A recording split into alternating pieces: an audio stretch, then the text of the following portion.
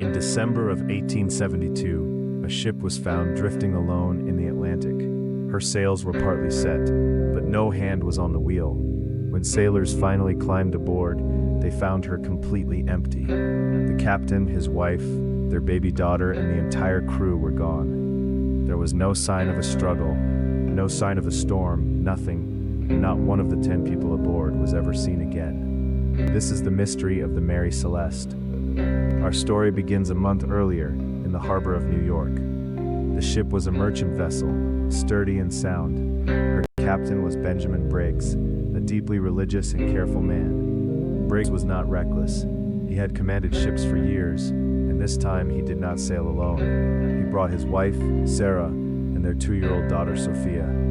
Their young son stayed behind to keep up his schooling. Below deck sat 1,700 barrels of raw industrial alcohol. The crew were 7 experienced sailors, carefully chosen. On the 7th of November, the Mary Celeste left New York for Italy. It was a routine crossing. Nothing about it should have gone wrong. 10 days behind her, another ship set out on nearly the same route. She was called the Dei Gratia. Her captain knew Briggs personally. Almost a month later, near the islands of the Azores, her crew saw a sail. A ship, moving strangely, drifting with the wind and the current. They watched her for 2 hours, and they saw no one on deck. Something was wrong, so they lowered a boat and rowed across. When they boarded her, they realized it was the Mary Celeste, and what they found made no sense at all. The ship was not sinking. She was seaworthy. There was more than a meter of water in the hold, but she could still sail. There was 6 months of food and fresh water still on board. The cargo of alcohol was almost completely untouched. Personal belongings were still in place. Sarah's sewing was there, the child's toys, the captain's things.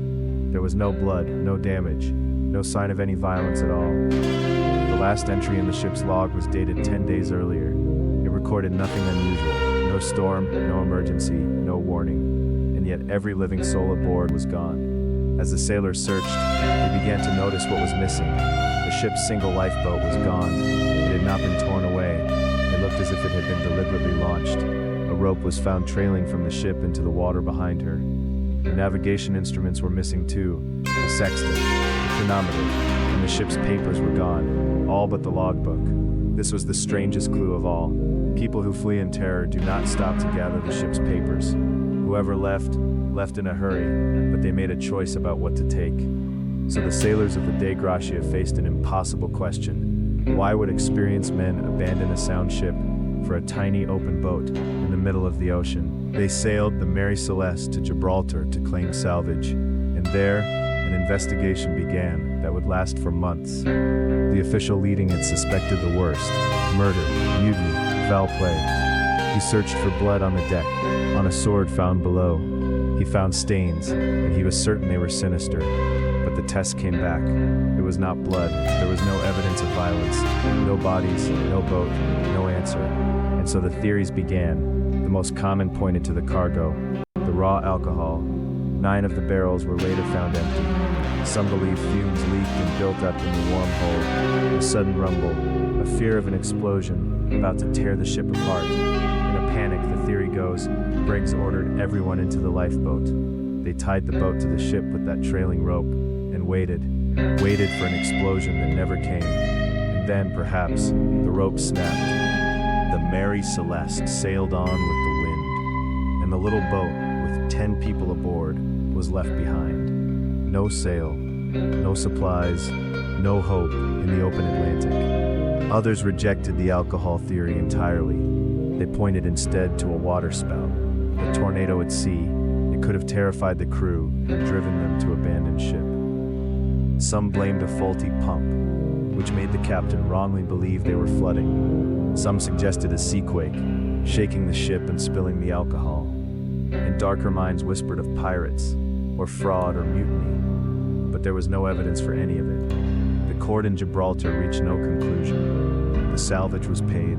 The mystery was left open. The Mary Celeste herself sailed on for years, under new owners. Sailors began to say she was cursed, unlucky, marked. Cargo spoiled, owners lost money. Her name became a warning. Her end, at least, is no mystery. More than a decade later, a captain deliberately ran her onto a reef. It was a crude attempt at insurance fraud, and it failed. So the ship died in shame on the rocks of Haiti. But the 10 people who vanished from her deck were never explained. Over the years, false details crept into the story. Tales of warm meals still steaming on the table, of a cat asleep and undisturbed by the fire. Almost none of it was true. But here's the part that has never changed in 150 years. 10 people boarded a sound ship on a calm sea. They left behind their food, their belongings, their child's toys, and they climbed down into a small boat they were never meant to survive. No wreck of that boat was ever found. No bodies ever washed ashore. The sea simply took them and kept its silence. And so the question still drifts, like the ship herself once did. What could frighten 10 experienced people so completely that they would choose the empty ocean over the solid deck beneath their feet?